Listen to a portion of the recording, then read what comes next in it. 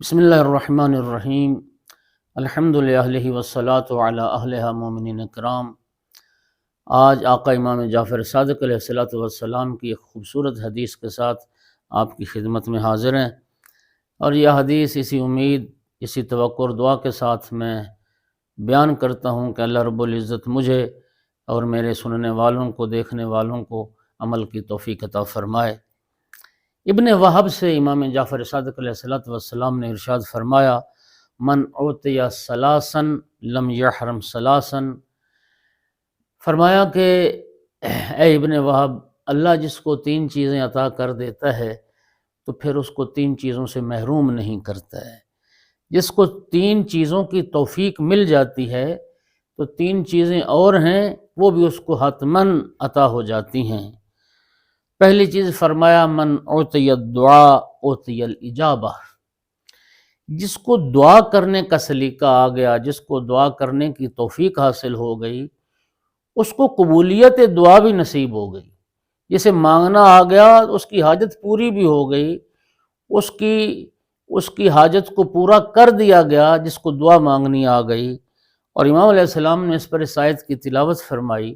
فرمایا ابن وہب، اللہ قرآن میں فرماتا ہے، ادعونی استجب لکم، تم مجھے پکارو اور میں تمہاری پکار کو سنوں گا، میں تمہاری دعاؤں کو مستجاب کروں گا، میں تمہاری حاجات کو پورا کروں گا۔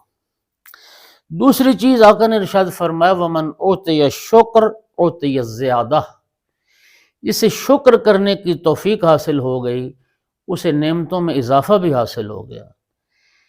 جسے شکر کرنا آ گیا تو پھر یقین رکھو کہ اللہ اس کی نعمتوں میں اضافہ بھی فرما دے گا، اس کی نعمتوں میں زیادتی بھی کر دے گا۔ اور اس پر امام نے اس آیت سے استدلال کیا، فرمایا اللہ رب العزت قرآن میں فرماتا ہے، لئن شکرتم لازیدنکم، اگر تم شکر گزار بن جاؤ گے تو میں اضافہ کر دوں گا، میں بڑھا دوں گا تمہاری نعمتوں کو۔ وَلَئِن كَفَرْتُمْ إِنَّ عَذَابِي لَشَدِيدٌ، اور اگر تم کفران کرو گے، کفران نعمت کرو گے تو پھر یاد رکھنا کہ میرا عذاب بہت سخت عذاب ہے۔ تیسری چیز آقا امام جعفر صادق علیہ السلام نے فرمائی، وَمَنْ أُعْطِيَ التَّوَكُّلْ وَمَنْ أُعْطِيَ التَّوَكُّلْ أُعْطِيَ الْكِفَایَہ، فرمایا جس کو توکل کرنا آ گیا، جس کو توکل عطا ہو گیا، ذات خدا پر بھروسہ کرنا جسے آ گیا، توکل بر ذات خدا جس نے کر لیا، تو پھر یاد رکھو اسے کفایت بھی عطا ہو گئی۔ وہ رب کا ذات پر توکل کرنا اس کے لیے کافی و وافی ہو گیا۔ جس نے خدا پر توکل کیا پھر وہ کسی اور کا محتاج نہ رہا، اللہ کی ذات اس کے لیے کافی ہو گئی اور اس کے لیے وہ کفایت فرمائے گی۔ اور امام نے پھر استدلال کیا اس آیت سے کہ اللہ رب العزت قرآن مجید میں فرماتا ہے، وَمَن يَتَوَكَّلْ عَلَى اللَّهِ فَهُوَ حَسْبُهُ، کہ جو خدا پر توکل کرتا ہے، جو اللہ پر بھروسہ کرتا ہے، خدا بند عالم اس کے لیے کافی و وافی ہے۔ اور امام زین العابدین علیہ السلام نے بھی اپنی ایک دعا میں فرمایا ہے کہ تمام تعریفیں اس اللہ کے لیے ہیں جو اپنے بندوں کو کبھی مایوس نہیں کرتا ہے۔